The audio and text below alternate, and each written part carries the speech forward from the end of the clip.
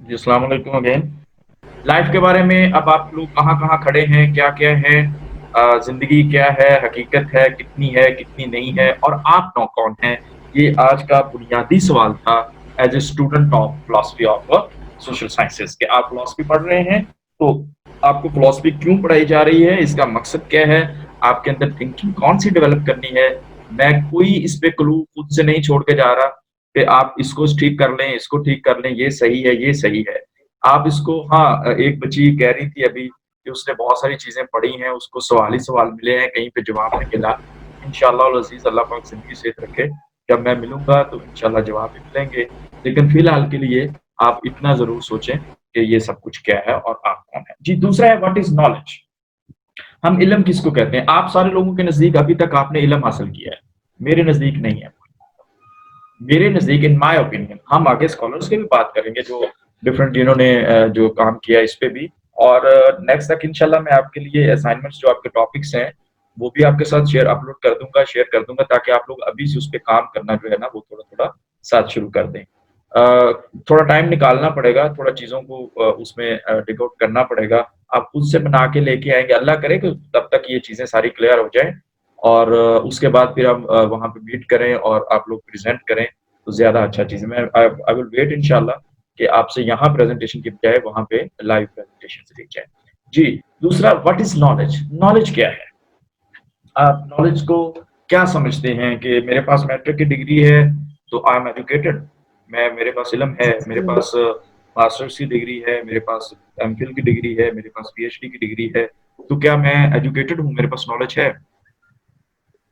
और अगर ये जी। नॉलेज है जी, अगर ये नॉलेज है तो मैं एक मिसाल से इसको क्लियर करता हूँ। अब पहले ऑफिसर शाह साहब उस पे बात भी कर रहे थे। एक मिसाल से क्लियर करके हम आगे इसको लेके चलते हैं कि अगर जो मेरे पास है वो इल्म है, तो जो जब हम किसी जॉब के लिए जाते हैं suppose there are 5 seats of lecturer in mass communication और lecturer in journalism in all over the Punjab and thousand of candidates आते हैं। इतने आराम से हो जाते हैं। जब मैंने लेक्चरशिप के लिए दिया था तो 7,000 कैंडिडेट्स बनते हैं। सो 1000 बंदा वहां पे मौजूद है।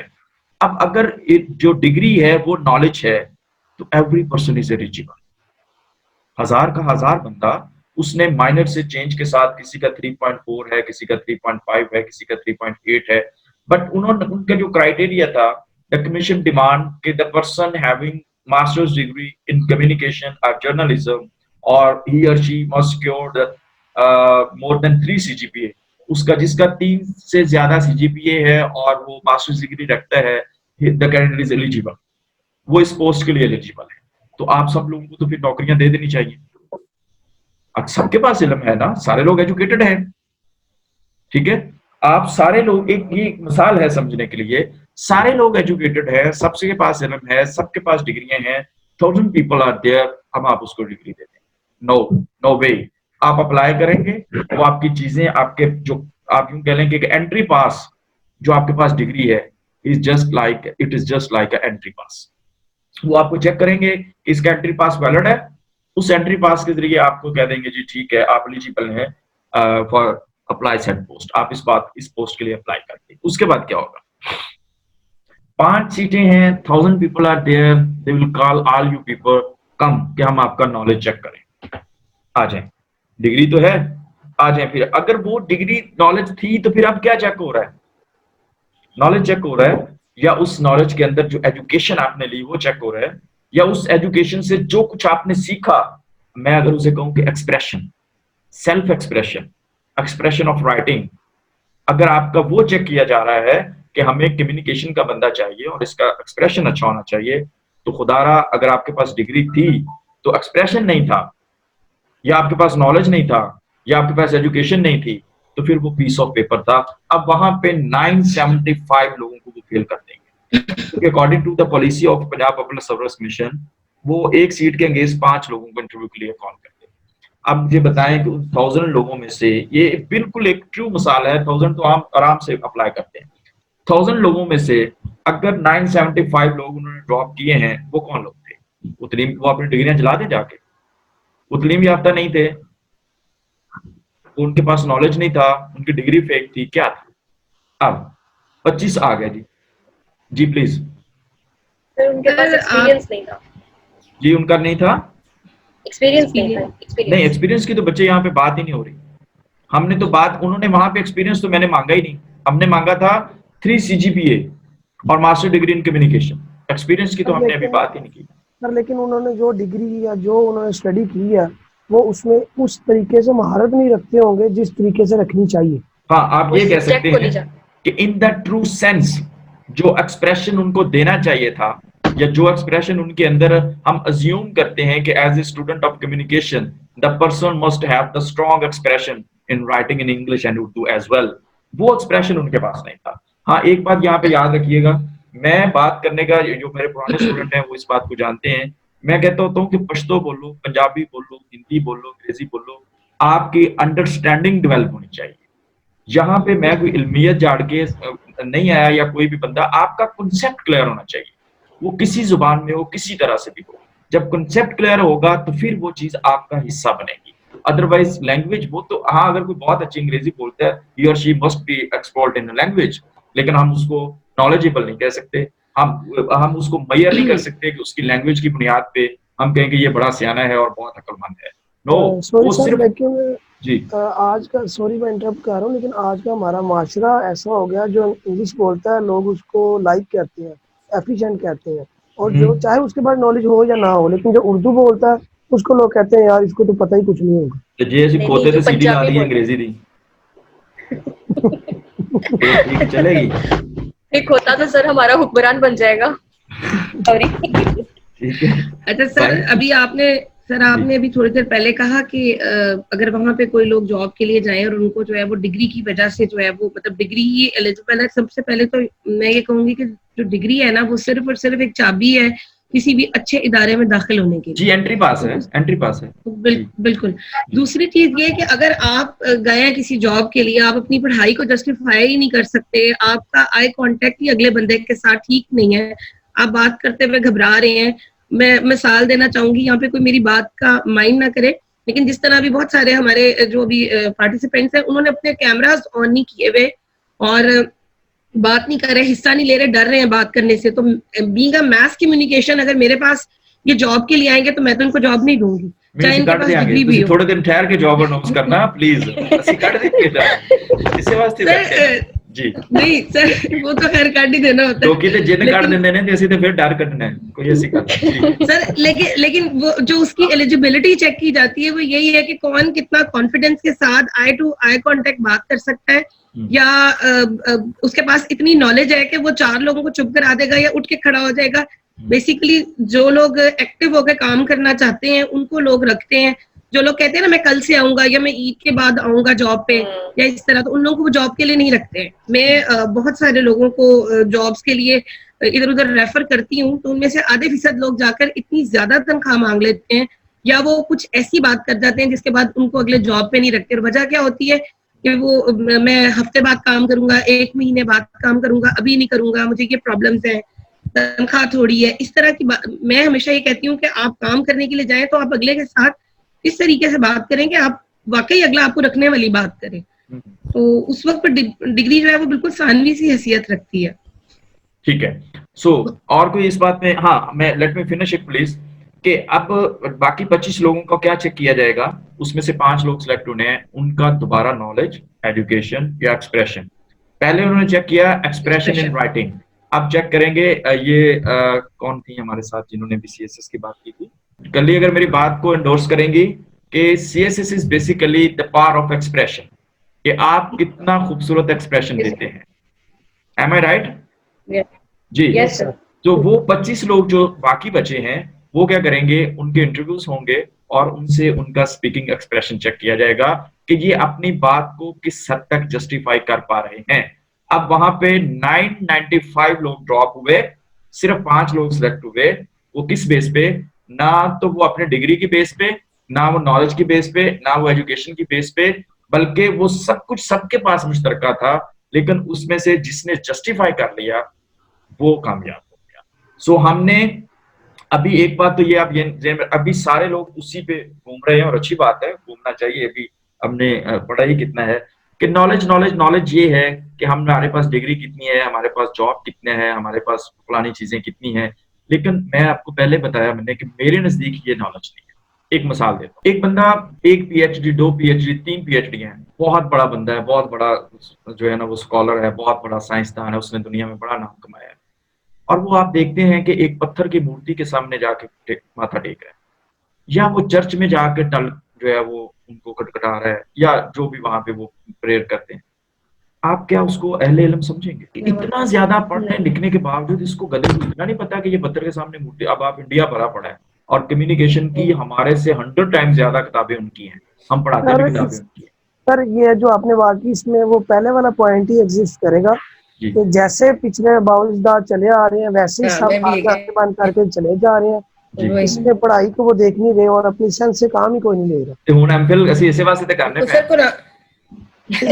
सर कुरान में लिखा, कुरान में लिखा हुआ है ना, कुफार कहते थे क्योंकि हमारे अबाओ अजदाद इसको सिजदा करते थे, इसी तरह हमारे मुल्क में भी लोग कहते हैं क्योंकि हमारे अबाओ अजदाद इसको वोट देते थे इसलिए मैंने इसी को वोट देना है।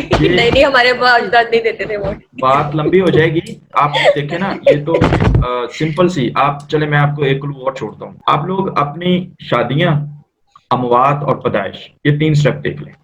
पैदाइश, शादी और अमवात। जरा खुदा के लिए थोड़ा रैशनल अप्रोच के साथ देखिएगा इनमें से कितनी चीजें जस्टिफाइड हैं और उनकी हकीकत क्या है। अगर वो हम कर रहे हैं उनके सोसाइटी पे इम्पैक्ट्स क्या हैं, इफेक्ट्स क्या हैं। अगर वो ना भी करें तो वो क्या उनका असर पड़ेगा। आपको नंबर ऑफ चीजें उसमें से गलत नजर आएंगी। पैदाइश, शादी और मौत, इन तीनों मौकों पे हमारे यहाँ यही कहा जाता है कि साढ़े च इंज ही होता है। ठीक है, हमारे यहाँ ये रवाज है, हमारे यहाँ ऐसे होता है, लेकिन उसकी कोई रियलिटी नहीं है। जरा आप इस बात को भी थोड़ा सोचिएगा। एक मिसाल ये भी हमें इस बात के लिए मजबूर करेगी सोचने पे। सो अभी तक मैं ये भी छोड़े जा रहा हूँ, फिलॉसफी इस बात पे डील करती है कि नॉलेज क्या है। ठीक है, हमने ये भी क्वेश्चन फिलॉसफी के अंदर उभारा जाता है, हमने ये भी पढ़ना है। पहली बात हमने ये की कि जिंदगी क्या है, मैं कौन हूँ, मैं हकीकत हूँ या मैं ख्वाब हूँ, और उसके बाद कि अगर मैं हूँ, मैं एग्जिस्ट कर रहा हूँ इस दुनिया में, तो फिर मैंने इल्म कौन सा हासिल करना है, कौन सी डिग्री मैंने लेनी है कि मुझे अहले इल्म कहा जाए।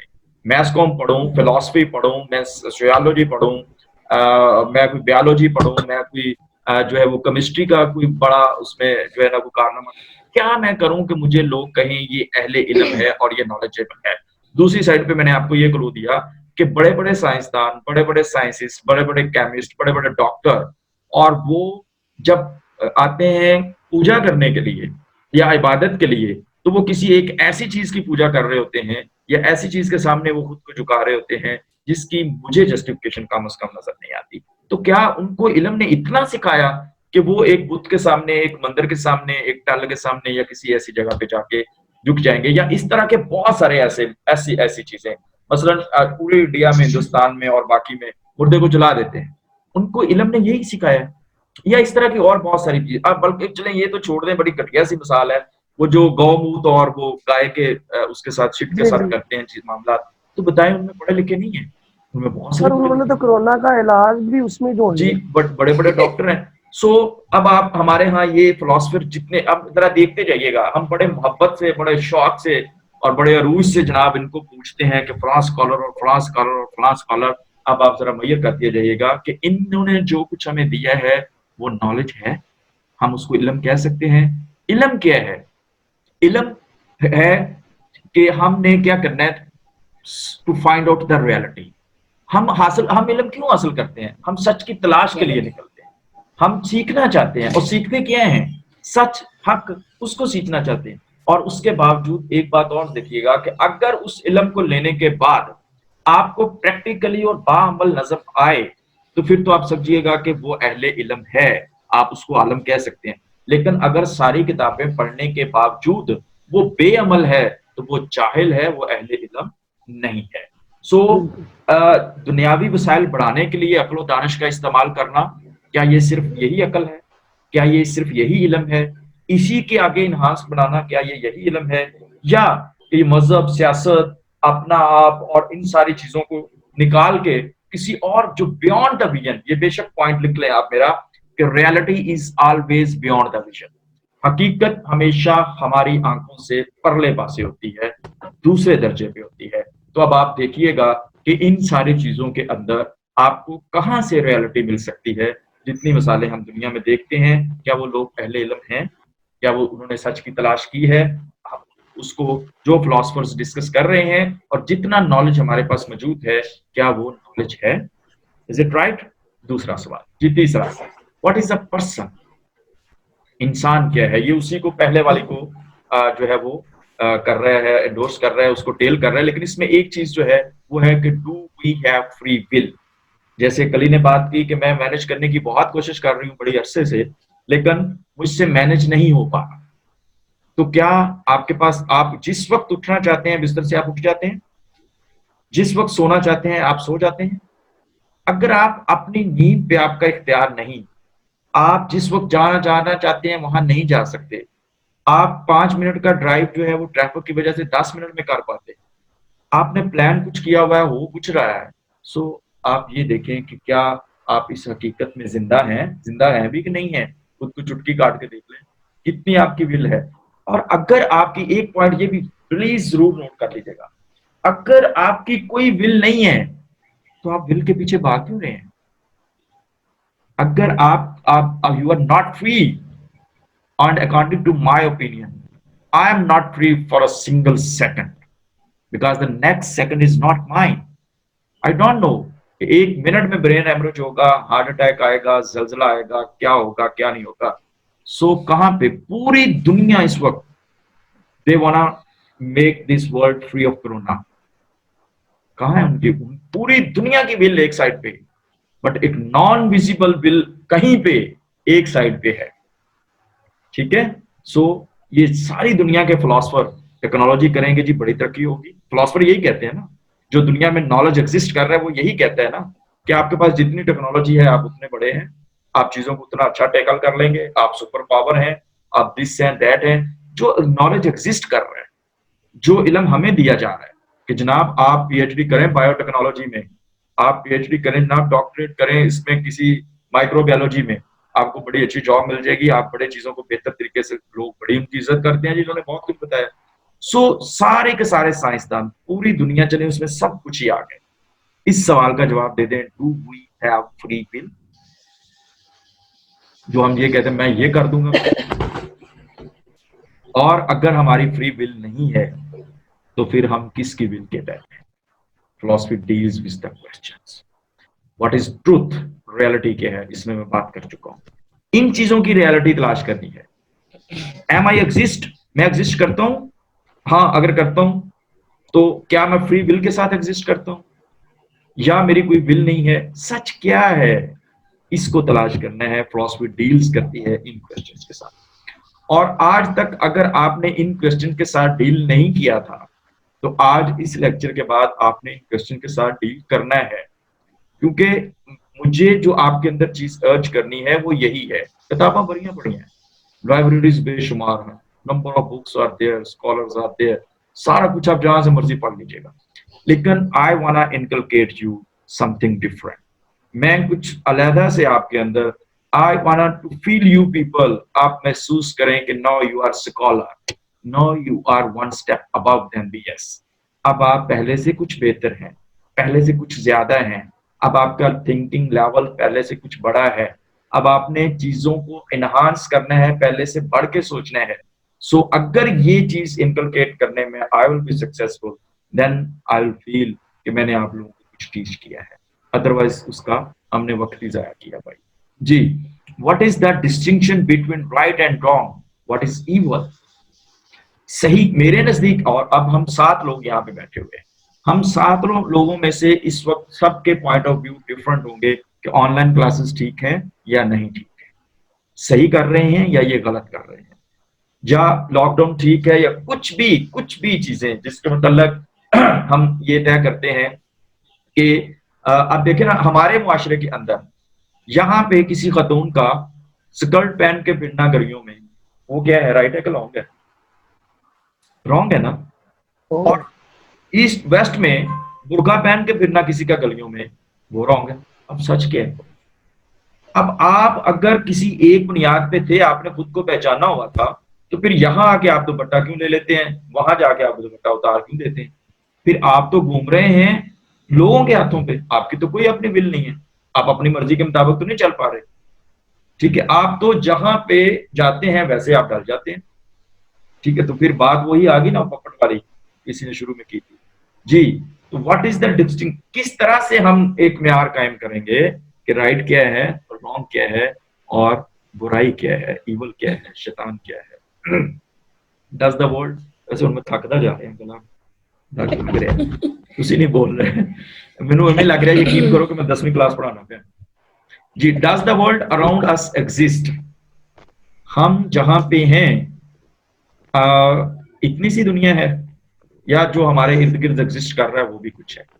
मैंने एक जगह पढ़ा था, कहीं कहाँ पढ़ा था मैं ये नहीं बताऊंगा, लेकिन मैंने एक जगह पढ़ा था कि इस कायनात की हकीकत जो उसके बारे में, कि इस दुनिया, जो दुनिया की डिफाइन किया गया था कि दुनिया इस कायनात के अंदर ऐसी है जैसे किसी घने जंगल के अंदर पड़ा हुआ छल्ला। अब घना जंगल कितना बड़ा होगा और उसके अंदर एक पड़े हुए छल्ले की क्या औकात होगी। तो जिस दुनिया में मैं और आप रह रहे हैं, इस यूनिवर्स के अंदर इस दुनिया की ये औकात है, उस यूनिवर्स कितनी बड़ी होगी। और अगर इस दुनिया के अंदर, यूनिवर्स के अंदर दुनिया की ये औकात है, तो मैं और आप कहाँ एग्जिस्ट करते हैं, मैं और आप कहाँ हैं।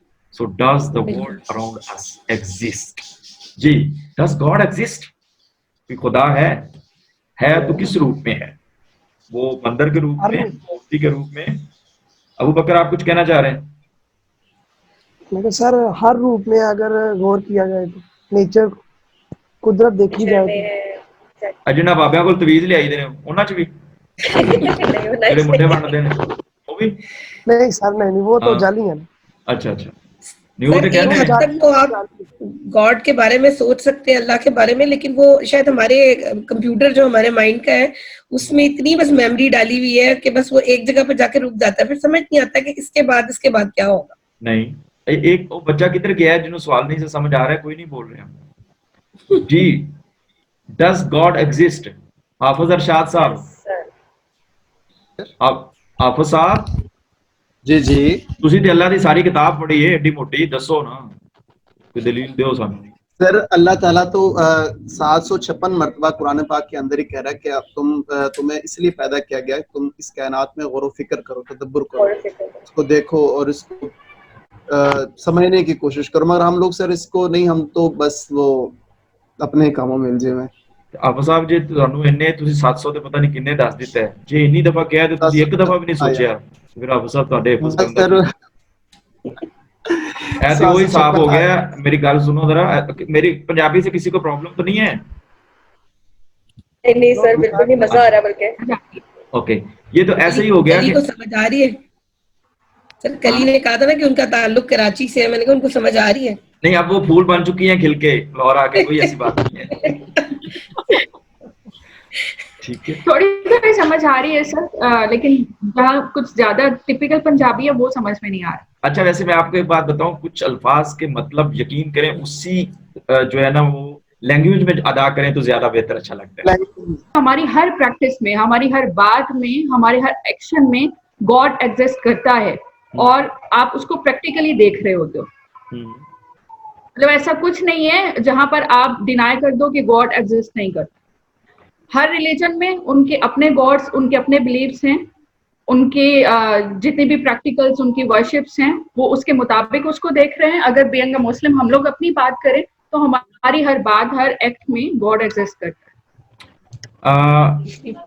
यहाँ पे आके बात थोड़ी डिफरेंट हो गई है। अगर गॉड एग्जिस्ट कर रहा है, इफ देयर इज गॉड, तो जैसे आपने अभी कहा कि उन्होंने कहा कि हर सोसाइटी के, हर मजहब के, सबके अपने अपने गॉड उन्होंने बनाए हुए हैं, तो फिर मसला तो फिर वही पे आ गया कि वेयर इज द रियलिटी, सच कहाँ पे है। तो हमने उसी की philosophy deals with the reality, with the truth, तो हमने उसी सच की तलाश में निकलना है। नो डाउट गॉड एग्जिस्ट, हर किसी के अकीदे के मुताबिक, हर किसी की सोच के मुताबिक वो एग्जिस्ट कर रहा है। लेकिन हमारा जहां पे सवाल ये है, जो फिलॉसफी डील करेगी वो ये डील करेगी कि सच कितना है। अगर डील कर रहे हैं तो वो किस हद तक उसमें सच्चाई कितनी है, किसका रब जो है या किसका खुदा जिसने उसको बनाया हुआ है वो किस हद तक सच्चा है। जी नेक्स्ट है जी, what happened when you die. So ऊपर वाले सारे सवालों के बाद मैंने आपसे बात की थी कि 3 स्टेप्स ऐसे हैं लाइफ के अंदर जहां पे हम देखते हैं बर्थ, इंसान की शादी एंड द डेथ, कि जहां पे आके आपको चीजों को क्लैरिफाई होना शुरू हो जाता है, और अगर आप उस पे चीजों को थोड़ा गौर करें तो आप देखेंगे कि कौन सी कहां तक चीज सच है या झूठ है। सो अगर हम सारे ऊपर वाली बातों को देखें तो अगर खुदा एग्जिस्ट करता है, अगर नॉलेज है, अगर हम फ्री हैं और सच और झूठ को जानते हैं, तो इन सारी बातों के अकॉर्डिंगली हम अपनी लाइफ को स्पेंड करेंगे। जैसा किसी का बिलीव होगा उसके अकॉर्डिंगली उसके एक्शंस होंगे। सो अगर वो उन तमाम एक्शंस के साथ मर जाएगा तो देन व्हाट विल हैपन, और अगर हम कहते हैं कि उसके एक्शंस रॉन्ग थे तो फिर व्हाट विल हैपन, उसके साथ क्या होगा। So what happens when you die, philosophy also deals this question कि अगर आप एग्जिस्ट कर रहे हैं तो आपने किस तरह से जीना है, नॉलेज क्या है, रियलिटी क्या है, लाइफ क्या है, गॉड क्या है। इन तमाम सवालात के जवाब देने के बाद एट द एंड जब आप यहां से चले जाएंगे, जब आप मर जाएंगे, तो उसके बाद आपके साथ क्या होगा, what happens when you die. इसका सवाल का जवाब भी जो है वो फिलोसफर्स तलाश करते हैं, आल्सो डील्स विद दैट। जी आगे जो मैंने साइंस जानबूझ के इसमें डाला है क्योंकि आमतौर पे हमारे लोगों का बहुत कंसर्न होता है इंपीरियलिज्म के साथ। साइंस जो है, अगर आप थोड़ा गौर करें तो साइंस सिर्फ उस चीज को प्रूव कर सकती है जिस पे वो एक्सपेरिमेंट कर सकती है, जो आपको अपरेंटली, जिसको वो टच कर सकती है, महसूस कर सकती है, जिसके नतीजे में वो कोई ठोस शवाहिद दे सकती है। लेकिन जैसे हमने बात की कि अगर बॉडी है, ह्यूमन बॉडी को साइंस उस पे कर सकती है एक्सपेरिमेंट्स, लेकिन ह्यूमन बॉडी के अंदर जो सबसे लाजमी जुज़व है इमोशन, उस पे साइंस खामोश है, उस पे साइंस आपकी कोई मदद नहीं कर पा रही, उस पे साइंस आपको नहीं बता पा रही कि आपके अंदर गुस्सा आपका मैयर नहीं किया जा सकता, आपके अंदर मोहब्बत मैयर नहीं की जा सकती, आपके दीगर जज्बात को मैयर नहीं किया जा सकता, आपके बहुत सारी ऐसी चीजें, अगर वो हम इन जज्बात को से निकाल दें तो पीछे सिर्फ जिस्म बनता है, बचता है और कुछ नहीं बनता। तो ये साइंस है क्या, और साइंस क्या, साइंस के नजदीक जितने इल्म थे वही सब कुछ थे। और अभी आप देख लें कि प्रेजेंट सिचुएशन में सारी की सारी टेक्नोलॉजी और साइंस जो है वो आपकी हमें फेल होती हुई नजर आ रही है। So what is love. इसके बाद जो इमोशंस में आम तौर पे हम लोग ये चीज देखते हैं, इसको मोहब्बत और नफरत को, हमारे यहाँ जो कंसर्न्स हैं ज्यादा वो यही पाए जाते हैं साइंस के हवाले से। और फिर उसके बाद अगर हम सोसाइटी में सोशल लाइफ तो लव पे बड़ा जोर दिया जाता है, डिफरेंट उसके लेवल्स आप उसको देख लें। तो ये सारी चीजें किस हद तक हैं, इनकी हकीकत क्या है, इसके साथ जो है फिलॉसफी आपकी डील करेगी। यहाँ पर एक लफ्ज लिखा हुआ है, everything is fair in love and war. हम में से सारे लोग, हम मास्टर्स हैं, पोस्ट ग्रेजुएट लेवल पे हम अब आ रहे हैं, तो हमने बारहा ये लफ्ज सुना होगा, everything is fair in love and war. सुना होगा आप लोगों ने? Yes sir. जी, अगर आपने ये सुना है तो आप इससे किस हद तक मुत्फिक हैं? क्या ये स्टेटमेंट ठीक है, everything is fair in love and war? Is this statement true? नहीं सर। एक पॉइंट ऑफ व्यू चले फर्ज करें, अकॉर्डिंग टू माय ओपिनियन, मोहब्बत इस बात का तकाजा करती है कि अगर आप किसी से उन्स रखते हैं, उल्फत रखते हैं, मोहब्बत रखते हैं, तो वो इस बात का करती है तकाजा कि यू आर मच मोर, जो केयरफुल होंगे आप उसके जो केयरिंग एटीट्यूड होगा आपका उसके मतलब। तो अगर बहुत ज्यादा केयरिंग एटीट्यूड है आपका उसके मतलब, तो हम लोग बात कर रहे थे स्टेटमेंट पे कि everything is fair in love and war. So do you believe कि everything is fair in love and war? हाँ yes, sir. जी, आपको जो चाहे आपको करना चाहिए। बिल्कुल सर, हम बाउंड नहीं हो सकते ना किसी एक चीज के लिए। सर मैंने तो अपने दिल की बात की है, गलत भी हो सकती है। अच्छा चलें, इस सवाल के जवाब के साथ हम आते हैं, फिर अगली स्लाइड पे जाएंगे कि is everything fair in love and war. और मेरे ख्याल में मैं आपको एक क्लू देता जाता हूँ, अपनी मर्जी मैं पहले बता देता हूँ, वो इस तरह से कि मोहब्बत तकाजा करती है सिर्फ फेयर एंड फेयर का। अनफेयर हो गया तो फिर तो मोहब्बत हुई ना, फिर तो कारोबार हो गया, फिर तो कुछ और हो। So love only demands fairness.